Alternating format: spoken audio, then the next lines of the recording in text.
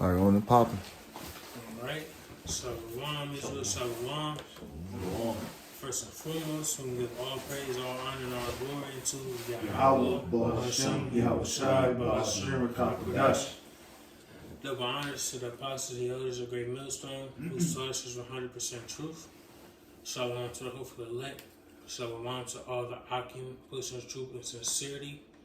And shalom to the sincere Aqua for the maybe out there watching and learning.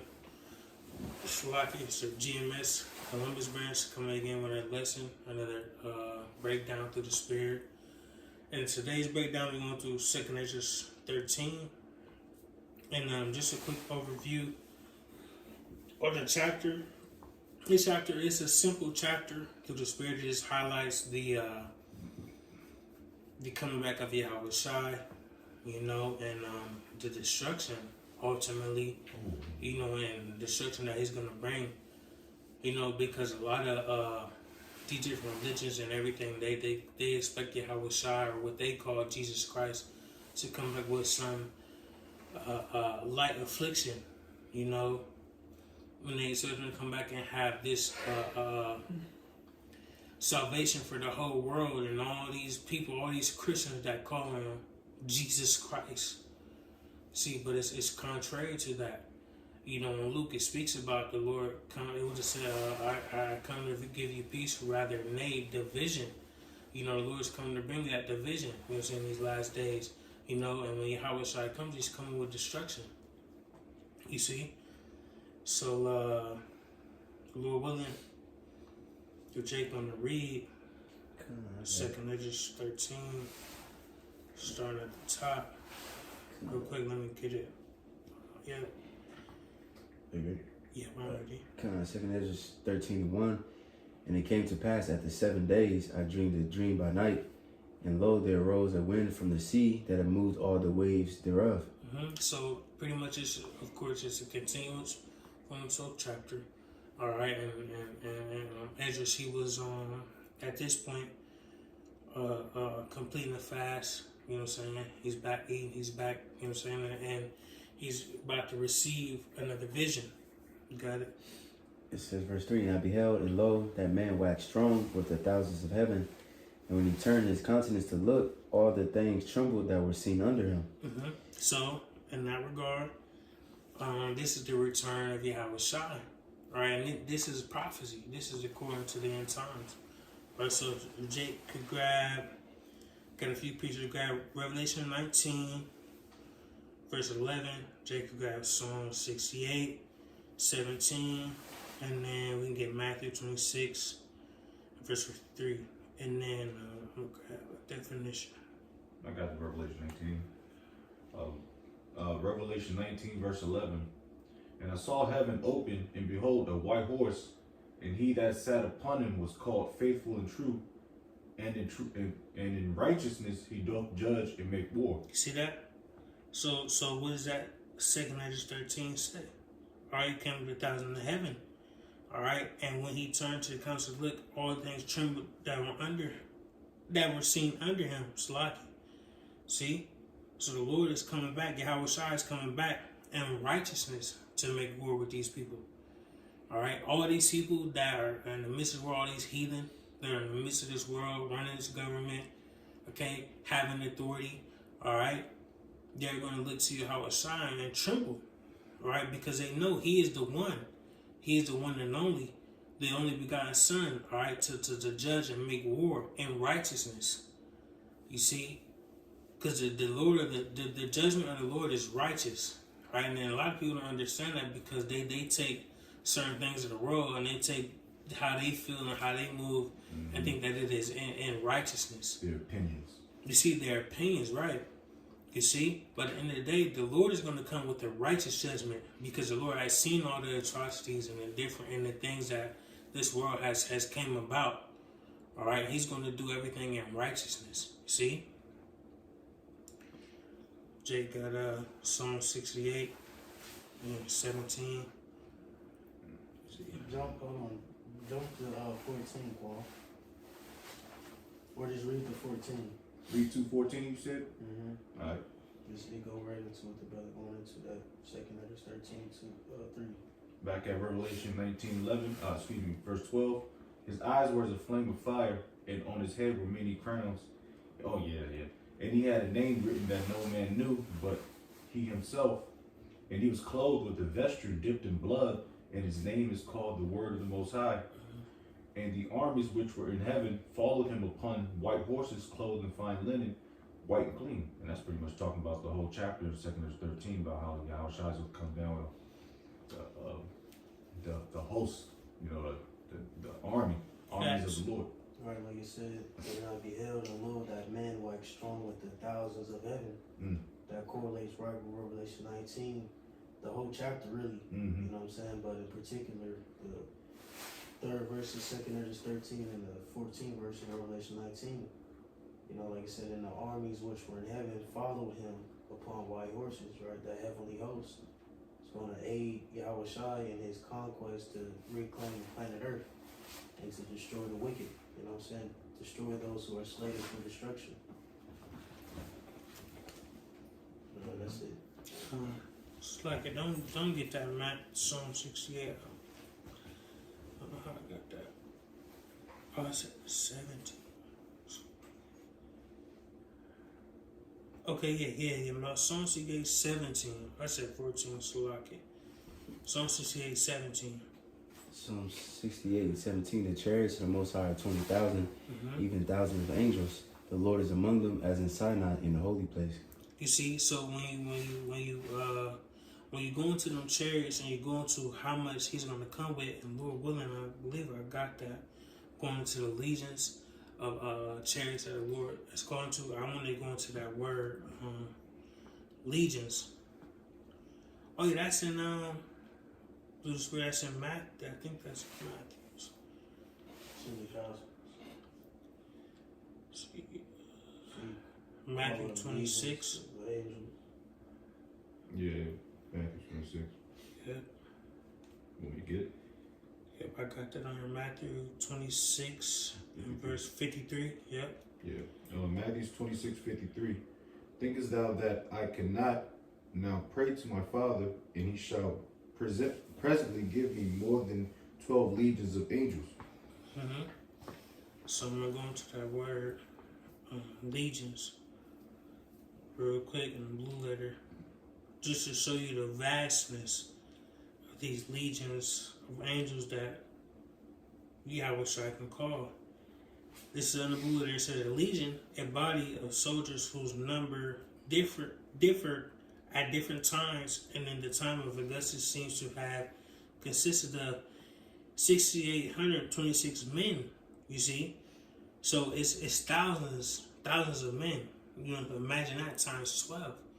So Yahweh is coming back with a great number of angels, right, to aid him. And the whole time he doesn't even need them. I was about to say that he don't need none of it.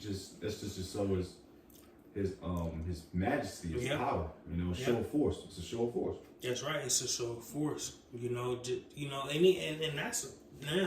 that's a perfect example, because when you think about even the military, when they come with their military, the whole time they don't need foot soldiers necessarily.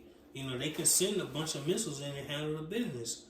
But at the end of the day, it's a show of force. And Yahweh Shai is coming to show a whole different level of force. All right? You can jump back in 2nd Esdras, verse 4. Verse 4 says, and whensoever the voice went out of his mouth, all they burned that heard his voice, like as the earth faileth when it feeleth the fire. Right, so that's simply going into, it doesn't mean that, Yahweh Shai is going to come and breathe fire out his breath. It's going to come through chariot fire.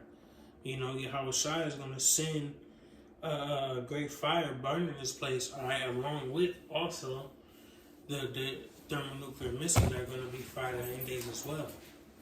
All right, you got it. Verse 5. It says, and after this I beheld, and lo, there was gathered together a multitude of men out of number from the four winds of the heaven to subdue the man that came out of the sea. See, so what is that going to? It's going to these other nations trying to fight against the Lord. All right, because all these nations, while they're going to be in the midst of World War III, fighting against each other, these other nations are going to gather and fight against Yahweh Shai. All right, his multitude of angels. All right, but through the Spirit, we know it's going to be a flawless victory for Yahweh Shai. Okay, but these people are going to think that they have enough firepower and enough ammunition in order to fight against Yahweh Shai. Yeah. All right, you got it. Oh, sorry, quick one. Yeah. Just since you, A real quick, my fault. So, like, I just Yeah. add one more point to verse 5 because, you know, you had a time, I forgot who said it, but I think it was some Israelite niggas. They said that Yahweh Shai's gonna come out the actual sea. You know what I mean? But that's talking about the heavens. You know, Yep, the and I got Shemaim. the precept on that too. Okay. oh yeah. I got Genesis 1:6. Yep. Yeah. I got a precept too. Alright, I got quick. I'm just going to go quick. It's Joel 3:2. I will also gather all nations and will bring them down into the valley of Jehoshaphat or Jehoshaphat, or Jehoshaphat, and I will plead with them, which means judge. Therefore, my people and for my heritage Israel, whom they have scattered among the nations and parted my land. So the Lord's going to gather all these punk ass nations, including Israel. All right, because this is for the Lord's elect, and he's gonna, and this is when Yahweh Shai is gonna get busy. All right, while we're in the midst of World War III. All right, Keisha down there, Jerome down there getting busy. Then that's when Yahweh Shai is gonna break the party up, and they're gonna, which is gonna go into 2nd Ezra 13. Yeah, and real quick, because in that verse it speaks about subdue.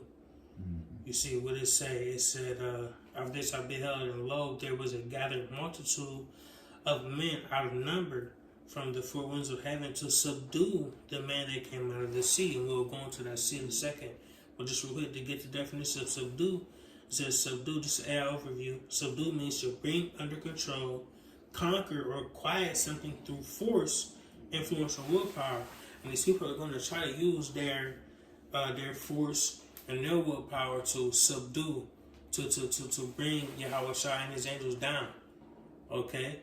But we know, of course, it will not work, and to one bit. All right, and then that sea, you know what I'm saying? Because when you go to Genesis, all right, you go into the creation of the earth in general. Let's get it, Lord willing. Get up Genesis. I got a precept for you real quick though. You got it. Go ahead. It's Revelation 12. We read start at 7. It says, "And there was war in heaven. Michael and his angels fought against the dragon." It's like, and there was war in heaven. Michael and his angels fought against the dragon, and the dragon fought and his angels. Right. And this, for reference, this isn't a prequel, because Christians use this scripture and say this was a prequel on how Satan got the earth. You know, the heavenly war and all that shit. No, this is prophecy concerning, you know, the heavenly hosts spearheaded with Yahweh Shai fighting against the dragon and his angels. All right. You know, because who's the dragon referencing ultimately Rome, which today is Babylon the Great, America. All right. And his angels are, you know, his fighter jets, you know, his chariots or his vehicles that he has in the heavens, you know, or that could soar the heavens, soar the skies. You know, like the brother going into, they're going to try to subdue Yahweh Shai. But as a reason, verse 8, it says, "And prevailed not, neither was their place found any more in heaven," right? So they're not going to prevail. See? That's it. Come. And then reading in Genesis 1, I'm reading verse 6. I'm reading NLT. It says, "Then the Most High said, let there be space between the waters to separate the waters of the heavens from the waters of the earth." You see? So there's a separation. You see, and you've been seeing a lot of people speak about that lately, the separation between the waters on the earth and the waters in the sky. You see? So there's a difference. So when it speaks about that sea, it's not speaking about the Red Sea or the Atlantic Ocean or none of that. It's speaking about the sea, the waters that's within the heavens, right? Breaking that firmament, right? And him making his return and coming down with them chariots. All right? But you got it, we're at verse 5. I appreciate it. You got it. Real quick, this is Habakkuk 3, and I'm gonna start at 3. It says, "The Most High came from Teman, And the Holy One from Mount Paran, Salah, his glory covered the clouds. Or Salah, his glory covered the heavens. Right, ultimately, Yahweh shall return. Okay, and his glory, covering the heavens. Alright, going into those chariots. And the earth was full of his praise. And his brightness was as the light. He had horns coming out of his hand. And there was the hiding of his power. Right, when we go into that word horns, it literally goes into beams. Mm-hmm. See? So, Yahweh Shai is coming in those chariots, and he's literally going to be shooting beams or rays of light, all right, or concentrated fire out of those chariots, all right?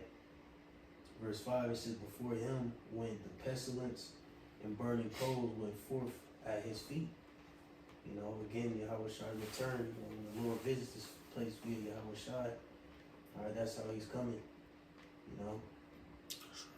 That's it. You have verse 6. So, Alright, it says, but I beheld, and lo, he had graven himself a great mountain and flew upon it, upon it. So that's going into the chariot that how Yahweh Shai is coming into. It's not speaking specifically about a direct mountain. Alright, it's going to Yahweh Shai because when Yahweh Shai returns, it's going to be so great and it's going to cover the multitude of the sky. You're going to be like, damn, what is this? You know what I'm saying? So it's going to that chariot that Yahweh Shai is going to come up on. It's like that. It's like that film Independence Day. Mm-hmm. Remember when that big ass pilot ship came and they covered her and everybody was in awe and started bugging out. Matter of fact, we did do a lesson on that. Yeah, we spoke about that. Mm-hmm. Showed the video and everything. Yep, you got it. Verse 7. It says, but I would have seen the region of place whereout the hill was graven, and I could not. And after this I beheld, and lo, all they which was gathered together to subdue him were sore afraid, and yet did fight. See, so when these nations are gathered together, all right, mind you, when Yahweh Shai comes, we're going to be in the midst of a heavy World War III. All right, all these nations are going to be in the midst of fighting within each other. All right, we're seeing that now. Nation rising against nation, kingdom against kingdom. Matthew 24th chapter. All right, this is happening right now. And of course everybody will say, okay, it's been happening, but it's happening heavily right now. And like I speak about as well, prophecy happens in manners where a lot of people cannot understand. People will see all these wars and different things going on and think because they die down that it's not leading to something greater. All right, a lot of these wars that are going on right now has been brewed up for years and years and years and years. All right, so we're in the midst of a lot of wars and a lot of things going on right now. You see, so dealing with these things, right? These people are going to be fighting amongst each other, okay? And when Yahweh Shai comes back, they're going to be like, damn, we got to get together and fight against this force. What is this force that we're fighting against? Okay? And they're going to turn their arrows and try to fight against Yahweh Shai. You see, and try to fight against his chariots and his angels. All right? Why do you think they create the Space Force? Mm-hmm. To monitor the skies higher than the Air Force. That's right. See, they put all these things in place for a reason, and I've been getting many articles that are going into these UFOs and different things. It's a reason why they're getting these sightings. It's a reason why they're seeing these things. Right? It's a reason why they're speeding up certain things. Right? This prophecy is speeding up. And I just listened to the spirit on that H virus that's going on around right now. Mm-hmm. These things are happening at a rapid pace. All right, that H virus is going to overshadow that Iran situation real quick. You see, just like every other situation, they send something else to overshadow the one situation. You see, but if you're using discernment and peeping what's going on, it can't be overshadowed in your mind because we know through prophecy these certain things have to come to pass. See, but you got it, verse 9. Real quick news update. 4 hours ago, the New York Times, Pentagon released its file on UFOs.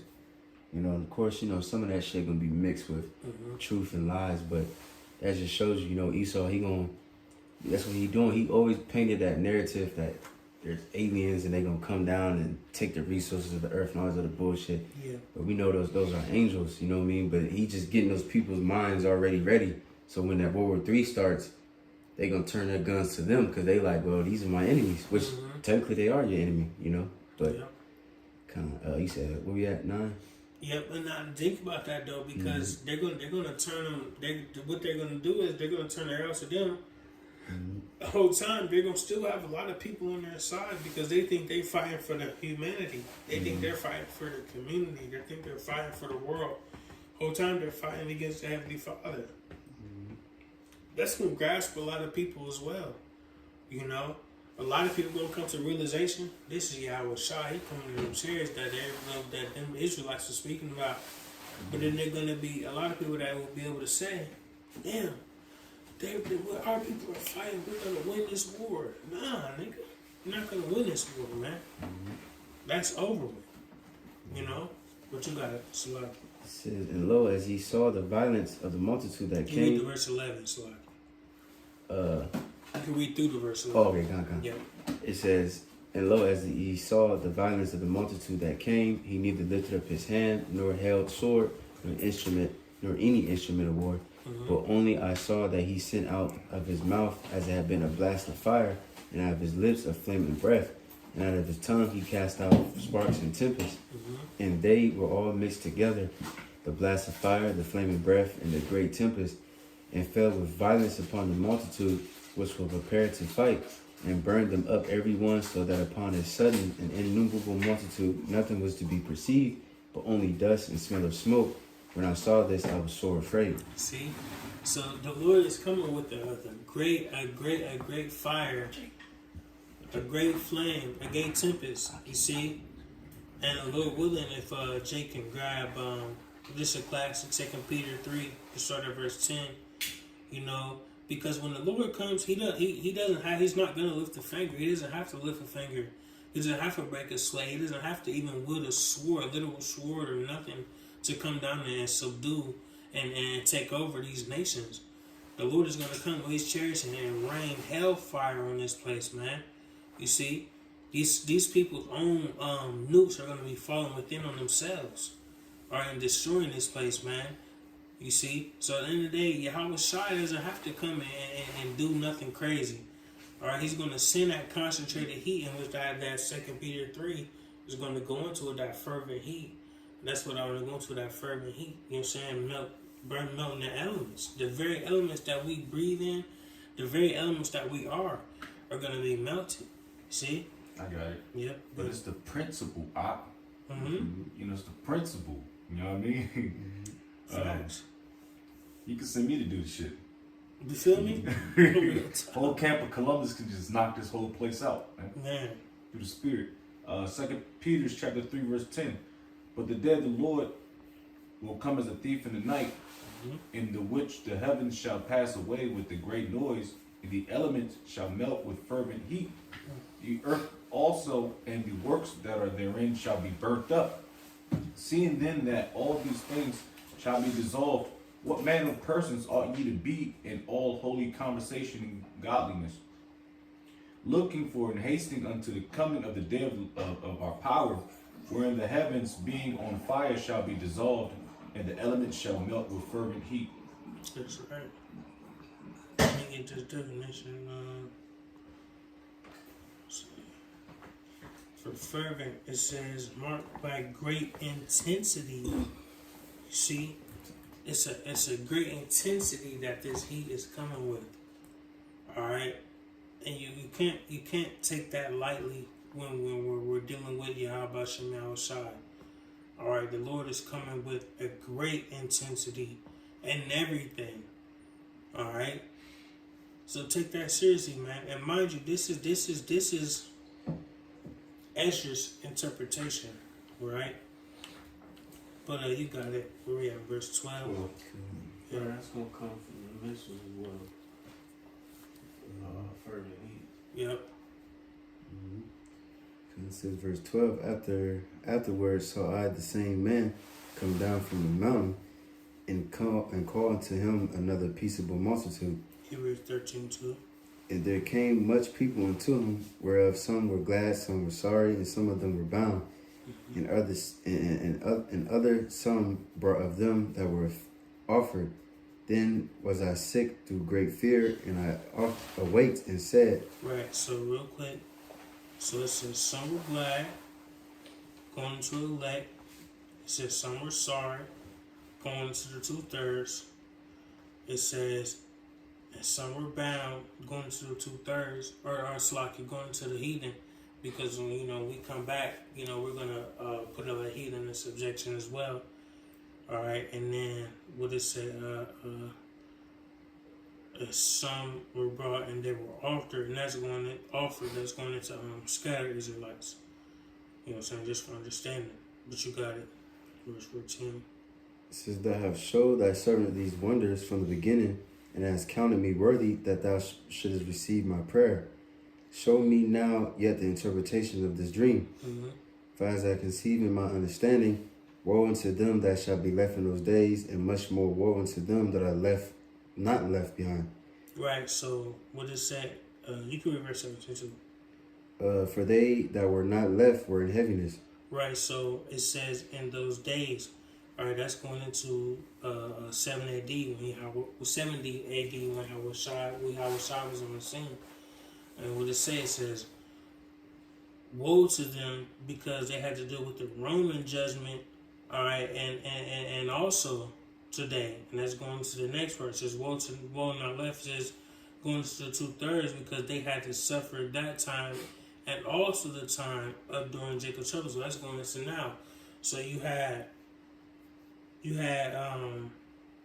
so like, let me get to it real quick. It says, if you're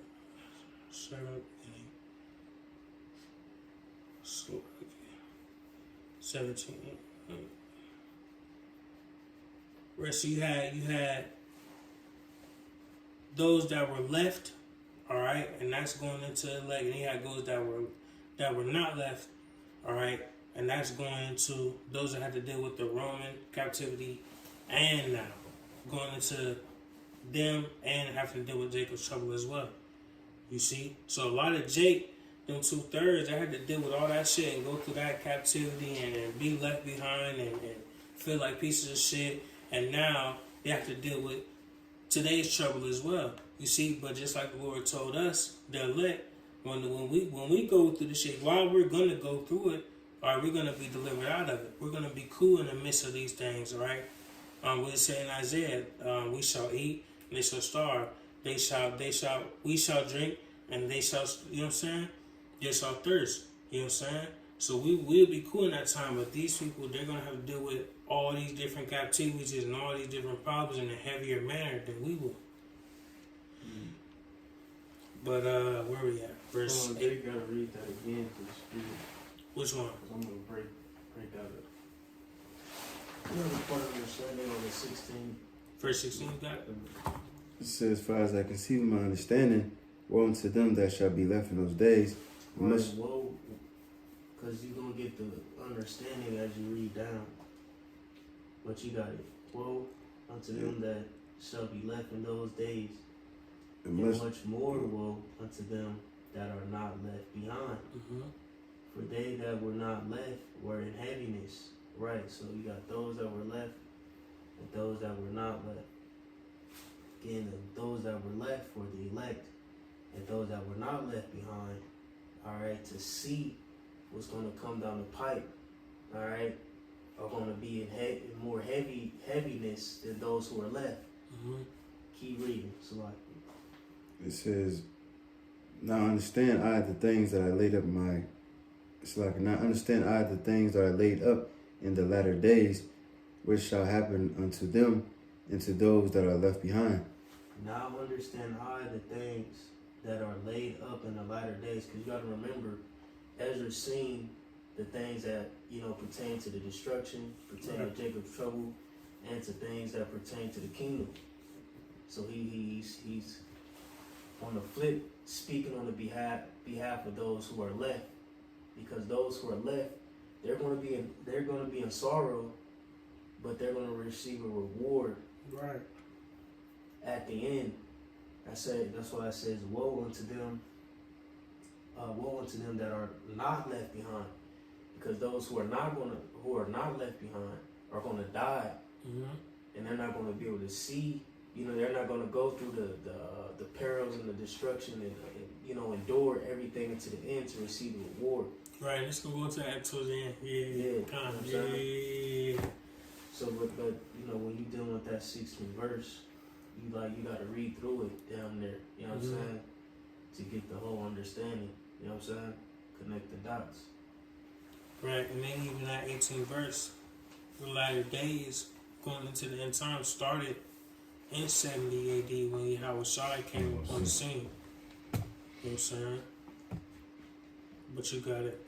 Verse 19. So therefore are they coming to great perils and many necessities, like these dreams declare. Yet is it easier for him that is in danger to come into these things than to pass away as a cloud out of the world, and not to see the things that are happening in the last days. And he answered unto me and said, the interpretation of the vision shall I. Right, real quick, real select.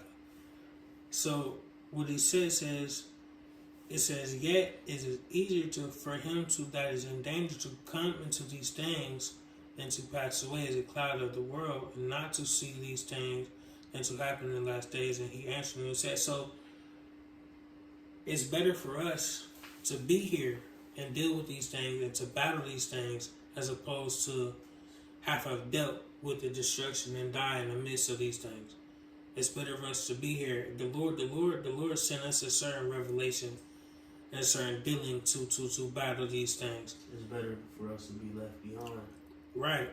You see? So it's better for us to be left here than to be have perished. You know? The Lord gave us a certain level of understanding and a certain level of endurance, so to speak, to deal with the things to come and the things that we are dealing with to this day. That making sense to Jay through the Spirit? Oh, yeah. Jay getting understanding? Yeah. That's why scripture says Revelation. It says it both ways. Blessed is he that are alive in the Lord. I forgot how it goes. Damn, now I'm kind of butchering it. You know what I'm talking about? I think so. Because it says it both ways. Blessed are the dead for their rest, and then it says blessed are those that still remain. I forgot how it goes though, but it's in Revelation, I know for sure. Real quick, I want to read it in this translation. Because I had to sit on it for a while. But this is 2nd Esdras 13, and I'm going to start at 16.